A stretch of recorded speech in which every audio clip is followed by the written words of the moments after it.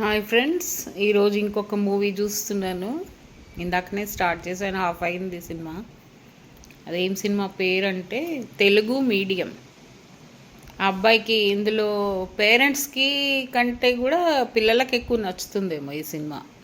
ఎందుకంటే ఎక్కువ యంగ్స్టర్స్ని గురించి చూపిస్తున్నారు. వాళ్ళ రిలేషన్, ఒక అబ్బాయి రెంట్కి వస్తాడు వాళ్ళ ఇంట్లో. అయితే కొంచెం క్రష్ లాగా ఉంటుంది కదా గర్ల్స్ అండ్ బాయ్స్కి, అలాంటి ఫీలింగ్స్ తోటి ఇద్దరు అక్క చెల్లెళ్ళు ఉంటారు ఆ ఇంట్లో. వాళ్ళ మధ్యలో సంభాషణలు నీట్గా ఉంది మూవీ. అట్లా పిచ్చి పిచ్చిగా ఏం లేదు, పిచ్చి రొమాన్స్లు అట్లా ఏం లేదు.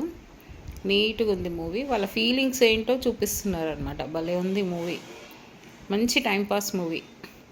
ఆ అబ్బాయికి తెలుగు పర్ఫెక్ట్ అనమాట. వాళ్ళ నాన్న తెలుగు టీచర్ ఉంటారు, తెలుగు పర్ఫెక్ట్గా చదువుతుంటారు అనమాట.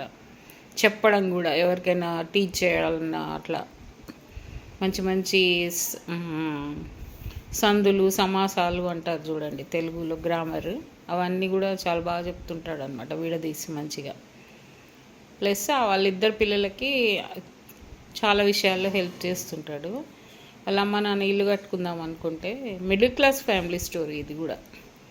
వాళ్ళ అమ్మ నాన్న ఇల్లు కట్టుకుందాం అనుకుంటున్నారు, పిల్ల పెళ్ళి చేయాలా ఇల్లు కట్టాలా అని ఆలోచిస్తుంటారు అనమాట.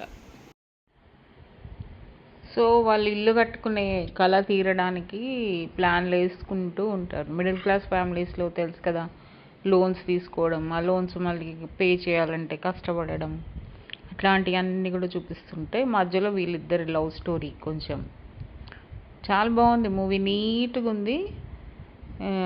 మామూలు మిడిల్ క్లాస్ ఫ్యామిలీస్లో వచ్చే విషయాలన్నీ, గృహప్రవేశం కానీ పెళ్ళి కానీ అది కట్టుకోవాలంటే వచ్చే ఇబ్బందులు కానీ అట్లాంటివన్నీ చూపిస్తూ మధ్య మధ్యలో ఆగిపోతూ, తర్వాత లేడీస్ కొంచెం హెల్ప్ చేయడం వల్ల నగలు అట్లాంటివి మనము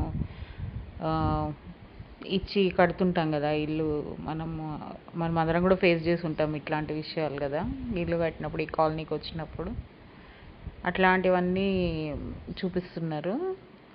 బాగుంది మూవీ. లాస్ట్కి వీళ్ళిద్దరు కలిసి ఇంకా వాళ్ళమ్మ వాళ్ళకి వీళ్ళమ్మ వాళ్ళకి చెప్పి పెళ్లి చేసుకుందాం అనుకుంటారు. ఇల్లు పూర్తవుతుంది, సుఖాంతం అవుతుంది స్టోరీ.